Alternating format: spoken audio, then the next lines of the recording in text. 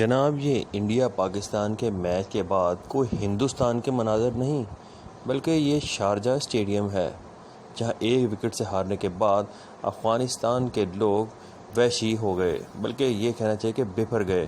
انہوں نے اسٹیڈیم کی کرسیاں اکھاڑ کر پاکستانیوں کو تشدد کا نشانہ بنایا۔ فوٹیج میں دیکھ سکتے ہیں کہ پاکستانیوں کی جانب سے کوئی مزاحمت نہیں کی جا رہی۔ اس کھیل کو خراب کرنے میں افغانیوں نے بڑھ چڑھ کر کوئی کسر نہیں چھوڑی۔ اب اس حوالے سے ICC کو ایکشن لینا چاہیے۔